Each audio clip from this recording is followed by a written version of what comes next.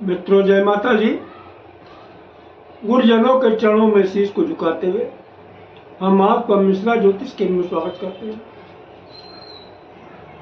आज की समस्या ये है, शादी के लिए जल्दी रिश्ता ढूंढने नहीं मिलता और रिश्ता ढूंढते ढूंढते मिलता भी है, हमको रिश्ता पसंद भी आ जाता है। लड़के का घर भी अच्छा है, परिवार भी अच्छा है, लड़के की बैकग्राउंड भी अच्छी है। तो शादी से पहले एक चीज देखा जाता है, कुंडली मिलान। और कुंडली मिलान में अक्सर ये होता है कि भाई आजकल तो जो है तमाम एप्लीकेशन चल रहे हैं। लोगों ने लैपटॉप पे या मोबाइल पे एप्लीकेशन को लोड कर लिया और वहीं से डेट ऑफ बर्थ डाल दिया और देख लिया। अब उसमें जो उसने बता दिया उसको सही मान लिया, लेकिन ऐसा नहीं। देखिए, सारी चीजें जो है ये जो आपका एप्लीकेशन नहीं क्लियर कर पाती। भाई ऐसा देखा गया, गुण भी पूरे मिल रहे हैं, अच्छे गुण मिल रहे हैं, 32 35 तो गुण मिल रहे हैं, इसके बावजूद शादियां नहीं चल पा रही। कारण क्या है? तो इसके डेप्थ में जाइएगा। डेप्थ में जाने के लिए आप जो है कुंडली जो आप मिलान करवाते हैं, यहीं पे आप गलती मत कीजिए। आप किसी अच्छे विद्वान से, अच्छे ज्योतिषी से कुंडली की मिलान करवा लीजिएगा। भाई एक तो बड़ी मुश्किल से लड़का मिला और इसके बाद में जरा सी गलती में आपने रिश्ता जो है छोड़ दिया, इनकार कर दिया। फिर जो है एक से पहाड़ा पड़िए, लंबे समय तक जो है ये, और इसके बावजूद भी सही डिसीजन पर नहीं पहुंच पाएंगे। कारण क्योंकि आप एप्लीकेशन का सहारा लेंगे, एप्लीकेशन ने जो कह दिया उसी को आप सत्य मान लेंगे, लेकिन इन सब सारी चीजों को एप्लीकेशन नहीं बता पाता है। तो आज का मुख्य विषय है मंगल दोष। लड़का या लड़की दोनों में से किसी एक को एक मांगलिक तब भी विवाह किया जा सकता है। विषय ये हमने लिया, कैसे लिया जा सकता है, कैसे विवाह किया जा सकता है। देखिए, हम लोग जब कुंडली देखते हैं तो उनमें सबसे पहले पूछते, भैया ये बताओ कितने गुण। बोले भाई गुण अच्छे बन रहे हैं, 30 गुण है, 32 गुण है, और इसी पे लोग डिसीजन ले लेते हैं, हाँ भाई गुण बढ़िया। लेकिन आगे अंदर क्या है, इस चीज को एप्लीकेशन नहीं बता पाता। तो इस चीज को कैसे हम समझेंगे? देखिए, आप अपनी जन्म कुंडली खोल लीजिएगा। लड़की या लड़के की जो भी जन्म कुंडली को खोल लीजिएगा और उसमें ये देखिएगा क्या आप मांगलिक हैं या नहीं। क्योंकि एप्लीकेशन ने मांगलिक कह दिया तो आपने मांगलिक मान लिया, लेकिन क्या वास्तव में आप मांगलिक हैं? तो जो मैं आपको सूत्र बता रहा हूं, इस शास्त्र सम्मत सूत्र बता रहा हूं। देखिए, ये जन्म कुंडली है, ठीक है। अब इन खानों में आपकी गिनती कुछ भी लिखी हो सकती है, इन खानों में गिनती कुछ भी लिखी हो सकती है। गिनती को मत आप देखिएगा, आप इन खानों को देखिएगा। देखिए, अगर आपकी कुंडली में जहां पे 1 लिखा है, इसको बोलते हैं पहला खाना। यहां पे अगर मंगल है बैठा हुआ, या यहां पे मंगल बैठा हुआ, जहां 4 नंबर लिखा है यहां मंगल बैठा हुआ,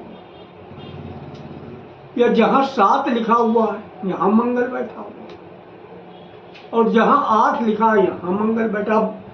खाना पहचानिएगा, गिनती में मत जाइएगा। आपकी क्या कुंडली में कुछ भी गिनती हो सकती है, लेकिन खाने को देखिए, गिनती को न देखिएगा। और जहां ये 12 लिखा है यहां पे भी मंगल बैठा है, तो मंगली हो जाता है। लेकिन मंगली दोष का परिहार भी होता है। भाई आपने देख लिया, हाँ 1 4 7 8 12 घर में जो हम मंगल बैठा तो मंगली है, लेकिन ऐसा नहीं है। अब मंगल दोष का परिहार भी हो जाता है। कैसे परिहार होता है? अब इन्हीं स्थानों पे, इन्हीं स्थानों में अगर शनि बैठा हुआ, मान लीजिए यहाँ 1 नंबर लिखा है, 1 खाने में अगर शनि बैठा हुआ है तो मंगल दोष का परिहार हो जाता है। यहाँ पे शनि बैठ गया तो मंगल दोष का परिहार हो गया। गिनती कुछ भी लिखो, गिनती से मतलब नहीं है, खाने की मैं बात बता रहा हूं। अगर यहाँ पे मंगल बैठ गया, यहाँ 7 नंबर है, सॉरी शनि, यहाँ पे शनि बैठ गया, यहाँ पे शनि बैठ गया, यहाँ पे शनि बैठ गया, तो मंगल दोष का परिहार हो जाता है। और अगर ये 8 नंबर गिनती यानी 8 नंबर खाना, इसमें भी मंगल बैठ गया तो आपके मंगली दोष का परिहार हो जाता है। सॉरी, शनि बैठ गया तो मंगल दोष का परिहार हो जाता है।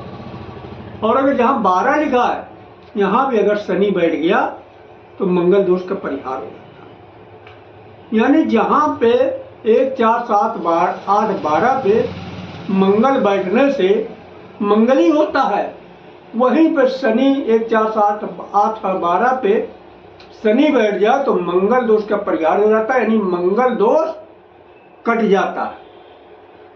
पहला सूत्र। अब दूसरा सूत्र क्या है? मैं आपको वो सूत्र बता रहा हूं जो हर ज्योतिषी इसका इस्तेमाल करते हैं। वो सूत्र तो बहुत लिखे हुए, लेकिन जिन सूत्र को ज्यादा अमल में लाया जाता, मैं उन सूत्र की बात कर रहा हूं। अब दूसरा सूत्र क्या है? दूसरा सूत्र यह है, अगर देवगुरु बृहस्पति इस 7वें खाने में बैठे हुए, गिनती यहां कुछ भी हो आपकी कुंडली में, से मतलब नहीं है, 7वें खाने में अगर देवगुरु बृहस्पति बैठे हुए हैं तो मंगल दोष का परिहार हो जाता है। 10वें खाने में बैठे हैं देवगुरु बृहस्पति तो मंगल दोष का परिहार हो जाता है। और अगर ये 12वें खाने में, 12वें घर में अगर देवगुरु बृहस्पति बैठे हैं तो मंगल दोष का परिहार हो जाता है। यानी मंगल दोष कट जाता है, मंगल दोष का कोई प्रभाव नहीं होता है। अब एक कंडीशन और भी है, वो कंडीशन ये है, अगर वर या कन्या की उम्र 28 साल से ज्यादा हो जाती है, वर या कन्या की उम्र 28 साल से ज्यादा हो जाती है, तब भी मंगल दोष के असर ना के बराबर रह जाते हैं।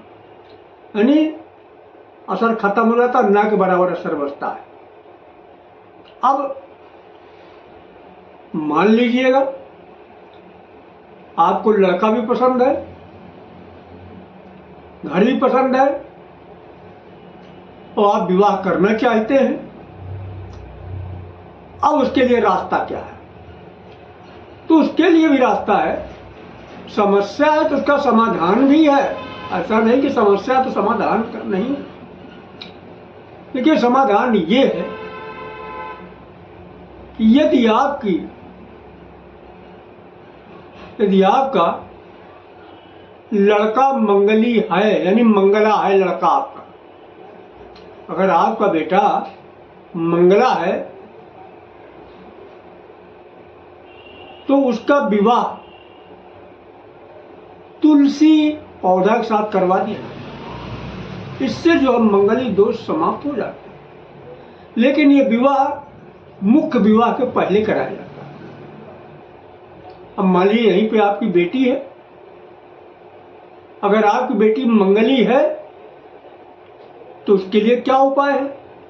उसके लिए ये उपाय है कि आपकी बेटी मंगली है तो उसका घट विवाह करा दिया जाता है, कुंभ विवाह इसे बोलते हैं। उससे दोष कट जाता है। यह शालिग्राम यानी शालिग्राम जो पूजा किया जाता है सत्यनारायण भगवान की, विष्णु भगवान की, उनके साथ जो है विवाह करा दिया जाता है मुख्य विवाह के पहले, तो भी मंगली दोष समाप्त हो जाता है। या फिर पीपल वृक्ष के साथ करा दिया जाता है। लेकिन ये सब आप किसी योग आचार से करवाइए। तो यानी मंगली दोष इस तरीके से समाप्त भी होता है। और अगर मंगली लड़की या लड़का है, आपको पसंद है, तो आप परिहार करा कर भी शादी करवा सकते हैं। जीवन बड़े आराम से निपट जाता है, इसमें कोई संशय की बात नहीं। तो अगर हमारे द्वारा अपनी जन्म कुंडली का प्रेडिक्शन कराना चाहते हैं तो उसके लिए आपको मामूली सा शुल्क देना होगा, उससे आप हमारी मेहनताना समझ सकते हैं। हमारा मोबाइल नंबर है 9807225523, मिश्रा ज्योतिष केंद्र, कानपुर, उत्तर प्रदेश। हमारे द्वारा दी गई जानकारी आपको अच्छी लगी तो मिश्रा ज्योतिष केंद्र को सब्सक्राइब करें, लाइक करें और अपने इष्ट मित्रों में अधिक से अधिक शेयर करें तथा कमेंट बॉक्स में जय माता दी अवश्य लिखें। जय माता दी।